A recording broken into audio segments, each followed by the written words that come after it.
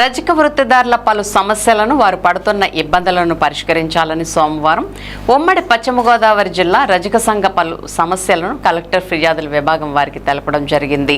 ఇటీవల గ్రామ కార్యదర్శి రాజకీయ మాటలు విని తాను చేయలేనని తన ఉద్యోగం తీసేశారని యథావిధిగా తన ఉద్యోగం తనకి ఇప్పించాలని కోరుతూ జిల్లా రాజకీయ సంఘ అధ్యక్షులు కట్లయ్య ద్వారా ఫిర్యాదు చేయగా డిపిఓ, డిఎల్పిఓ, ఎండిఓతో మాట్లాడడం జరిగింది. ఈ సందర్భంగా ఆయన జిల్లా రజక సంఘ భవనంలో ఏర్పాటు చేసిన సమావేశంలో మాట్లాడుతూ చలాంతరాజుల నాగమణికి తప్పనిసరిగా అధికారి స్పందించి ఉద్యోగం వచ్చేటట్లు చేయాలని అన్నారు. ప్రజలకు వృత్తిపరమైన సమస్యలు, చెరువుల ఆక్రమణ సర్వే చేయించాలని, శిష్ట విధానంలో ప్రభుత్వ జీవోలను సరైన రీతిలో అమలు పరిచే విధంగా చేయాలని, వృత్తి చెరువుల విషయంలో జీవో నెంబర్ 892 ప్రకారం తీర్మానం చేసి జీవో 343 ప్రకారం కనీసం నిర్ణయించడానికి అధికారులకు జిల్లా యంత్రాంగం నుండి తగు సూచనలు ఇవ్వాలని, శిథిలావస్థలో ఉన్న విశ్రాంతి భవనాలు మరమ్మతులు చేయించాలని కోరారు. ఈ కార్యక్రమంలో ఉమ్మడి జిల్లా రజక సంఘ నాయకులు కొమ్మంటి మురళి, యలమంచిలి నాగశేషు, కళ్లేపల్లి శ్రీనుబాబు, చలాంతరావు శ్రీను, బోగోలు తేజ, నరసింహం, చలాంతరావు నాగమణి, లక్ష్మీ ప్రసన్న, కడేళ్లు సుబ్బయ్య, బుద్దారం గోపిరాజు తదితరులు పాల్గొన్నారు. పలు గ్రామ సంఘాలు తమ సమస్యల మీద రావడం జరిగింది. తర్వాత కలెక్టర్ ఫిర్యాదుల విభాగాన్ని కూడా మేము వెళ్ళడం జరిగింది. జిల్లాలో రజకులు ఏ రకమైన ఇబ్బందులు పడుతున్నారు, కొన్ని సమస్యలు కూడా జిల్లా యంత్రాంగం దృష్టికి నేను ఈరోజు తీసుకెళ్ళడం జరిగింది. అదేవిధంగా చింతలపూడి నియోజకవర్గం జంగారెడ్డిగూడెం మండలం దేవులపల్లి హ్యామ్లెట్ పొట్లగట్లగూడెం నుంచి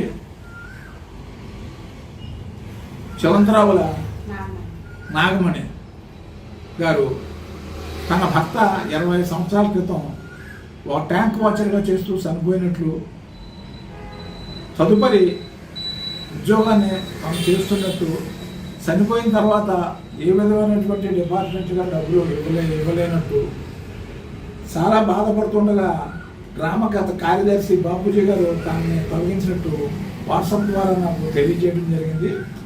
నేను వెంటనే అప్పుడు డిస్ట్రిక్ట్ పంచాయతీ ఆఫీసర్ శ్రీ మల్లికార్జునరావు గారి దృష్టికి నేను తీసుకెళ్ళడం జరిగింది. అయితే సెక్రటరీ గారితో కూడా నేను మాట్లాడడం జరిగింది. అయితే వారి వెర్షన్ ఏంటంటే ఇప్పుడు ముసలావుడు అయిపోయింది, ఏమీ చేయలేదన్న ఆలోచనలో ఆయన అంటున్నారు. తన భర్త చనిపోయి 20 సంవత్సరాలు అయింది, చనిపోయి ట్యాంకులో పడి చనిపోయినప్పటికీ కూడా ప్రభుత్వం నుంచి ఏమీ డబ్బులు రాకపోయినా ఎప్పటి నుంచో పోరాటం చేస్తున్నాను.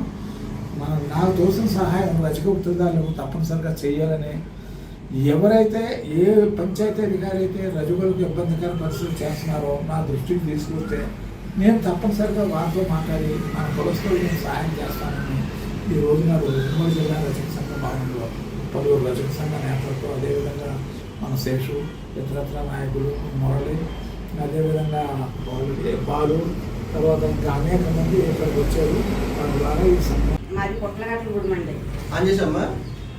మాది పొట్లగట్లగూడెం అండి. మా ఆయన 20 సంవత్సరాల నుంచి ట్యాంక్ ఆపరేటర్ ఉండేవాడండి. అయితే ఒక రోజున నీరు ఉండేయా లేదని చూడటానికి పైకి ఇచ్చారంటే జారిపోయి కిందకు పడిపోయి చట్టం ఖరాబ్ అయిపోయిందండి. అయిపోయి అది ఇన్ఫెక్షన్ అయిపోయి గుంటూరు తిప్పామండి, ఏలూరు ఆంధ్ర హాస్పిటల్ తిప్పామండి, ఇన్ఫెక్షన్ అయిపోయింది అని నేను పక్కలేదండి. చనిపోయినా కానీ మా ఊరు అందరూ కూడా చదివించండి, మేరే చనిపోయాడు, నార్మల్ ఎలా బతుకుద్దని ఆ జాబ్ నాకు రప్పించారండి. డబ్బులు కూడా కట్టించుకున్నారండి. వెళ్ళిపోయిన సెపరేట్ అది, అమ్మ నీ భర్త పేరు తీసేసి నీ పేరు ఎట్టాలన్నది డబ్బులు అవుతాయి, కాగితాలు కట్టండి. కట్టానండి 3 సార్లు కట్టాను, నా పేరు పెట్టారండి.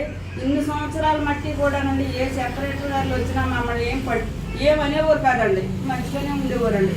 ఇప్పుడు బాబూజీ అండి పేరు ఆ సెక్రటరీ గారు వేసారండి. మా ఊరు వేసిన తర్వాత వాళ్ళు ఒక్క రోజుని మట్టిగా తీసేసిన తర్వాత పౌండరీని బట్టి బాగు చేయించుకురామన్నారండి. అంటే మా అబ్బాయి అన్నాడు డబ్బులు తెచ్చి బాగు చేయించుకురాము సార్ అన్నాడు. అంటే డబ్బులు తర్వాత వీళ్ళు బాగు చేయించారంటే ఆ ఊరిని మాకు చేస్తారు ఏంటంటే ఇక్కడ ట్యాంకీ కడిగిన డబ్బులు ఎవరు, తుక్కు బీగించిన డబ్బులు ఎవరు, ఏం చేసిన డబ్బులు ఎవరు, మీరే వెళ్ళి చేసుకుంటే మీకు తెలుస్తుందండి అది అని మేము వెళ్ళలేదండి. ఒక్కసారేనండి, అదే మమ్మల్ని అత్తమానం ఆది అడగలా మేము చేయలేదండి. ఆ ఒక్కసారికి కడుపులో పెట్టి చేసుకునండి. దానికి నీళ్ళు కూర్చుని అగస్టా వెళ్ళినాయండి, అసిపేట బుర్రలండి ఆ ట్యాంక్కి.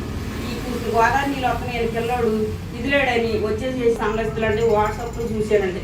మన రసించాను ప్రెసిడెంట్ గారిని చూసి నేను ఫోన్ ఆవిడతో ఫోన్ చేయించండి, కట్లయ్య గారితో ఇవన్నీ కలుపుకున్నాండి. చచ్చిపోయానండి, నా ఉద్యోగం నాకు రప్పివ్వండి అని పడుతున్నానండి. అదండి జరిగిన గొడవ. కలెక్టర్ గారి దగ్గర తీసుకెళ్ళారండి. తీసుకెళ్తే న్యాయం చేస్తామమ్మా అన్నారండి. గారే వచ్చి గంట పెట్టుకుని తీసుకెళ్ళారండి. కట్లే గారి ఫోన్ చేస్తే తీసుకెళ్తే న్యాయం చేస్తామమ్మా అన్నారండి. జరిగిన గొడవ ఇదండి. నా జాబ్ నాకు రావాలిగా, ఉప్పు ఇవ్వాలని కోరుకుంటున్నానండి. నేను ఎలాగండి బతికేది? బీపీ షుగర్ అండి, బయటికి వెళ్ళి కష్టపడలేదు. అదండి.